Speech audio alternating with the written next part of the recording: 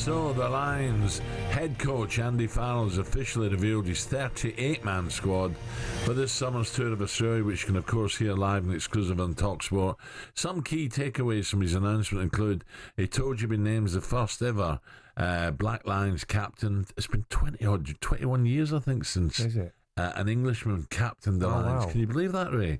Yes. What about Henry Parlour? Everyone was talking about him. He's only 20, has been included as the youngest member of the squad. There's 15 Irish players in the squad, more players than Ireland have ever had in a Lions squad before. The lowest number of Welsh, just 2. Owen Farrell, Andy Farrell's son, was not selected, despite many people thinking he would be. Andy spoke exclusively to Paul Hawksby and Charlie Baker yesterday over at the O2 and explained why he didn't pick his boy. Like a good few players, still trying to find a way back to full fitness, get in there, as are many others as well. As we know, we just talked about the 6 weeks until or so until we leave. The sure as eggs. There's plenty. There's plenty that's going to go on in those 6 weeks, and also we've selected a 38-man squad. Which gives us an option to leave a few places open if and when needed, like etc. So there are a few people that we're You're right. There is quite a 24 years it's been since an English captain. Wow. Sorry, not 21, 24. Join us for more now is talkSPORT's rugby correspondent Alfie Reynolds. Alfie, a very good morning. Morning, Alfie. Morning, Alan. Morning, Ray. How are you, lads? Oh, good. Alfie, any big shocks for you? Oh, do you know what? It was an interesting day. Maro Itoje being the captain wasn't a shock in the end. There was an injury to Caelan Doris, the Ireland captain, which ruled him out. We believe he's not going to make the tour at all. So we expected Itoje to be the captain. I think the big headline really was the inclusion of Henry Pollock.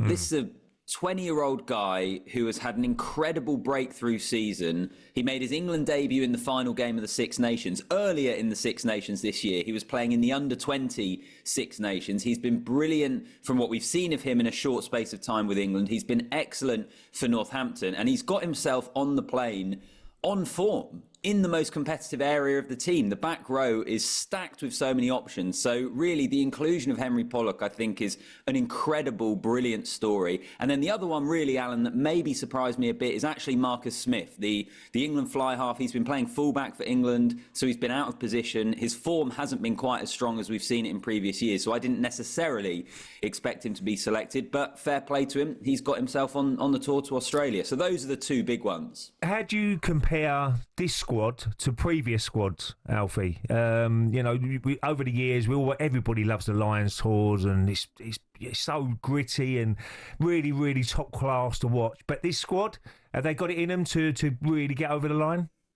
I think they do, Ray, yeah, because Australia aren't as good as we've seen in previous years. Look, if this was a Lions tour to New Zealand or to South Africa, the Lions would absolutely be up against it. I think because they're facing the Wallabies, they'll go into it as the favourite. So I think it definitely is a Lions squad that is capable of winning the Test series, which they don't often do. The last Test series the Lions won was 2013, the last time they were in Australia. So it doesn't come around all that often. Having said that, this isn't a vintage Lions team. If you look back to 2017 and the squad that toured New Zealand, for example, with Sexton and Farrell and Alan Wynne-Jones, Sam Warburton, Talupe Faletau, I think that is a Lions squad you look back on now and you think, wow, there are some real heavyweights of British and Irish rugby on that tour. I don't think this is quite that yet. I think it's actually quite an inexperienced Lions team in terms of previous Lions selections, but as I say, I think it will be a good enough squad to go down there and win a Test series against Australia. All kicks off in Brisbane, the first Test, doesn't it?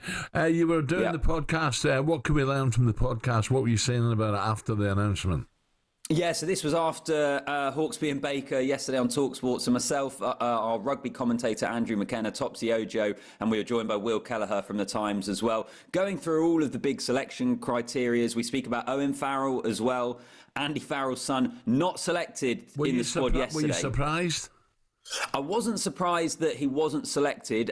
He's had injuries this year, Alan. His form hasn't been quite as strong, but the door has kind of been left ajar for Owen Farrell potentially here. Andy yesterday was speaking about the fact they've got a couple of spots open for players to prove their fitness. Right. I think there's a great chance we see Owen Farrell end up on this Lions tour. And I think it was quite a smart move not including him yesterday. If he included him yesterday, that's the story. It's what we're all talking about. This way, it gives him a chance to be involved without it being front and centre from the moment the squad is announced. Alfie's going to be some trip, though, isn't it? When are you leaving?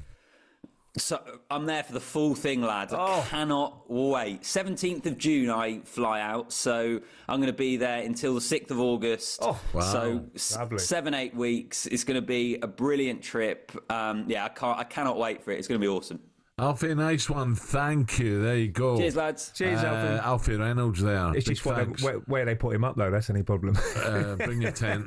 Don't forget, talkSPORT's your exclusive home of the Lions tours. We bring you every scrum, tackle and try and get you closer to the action than ever before with live commentary of all 3 test matches, plus the warm-up games as well, exclusive content from Australia.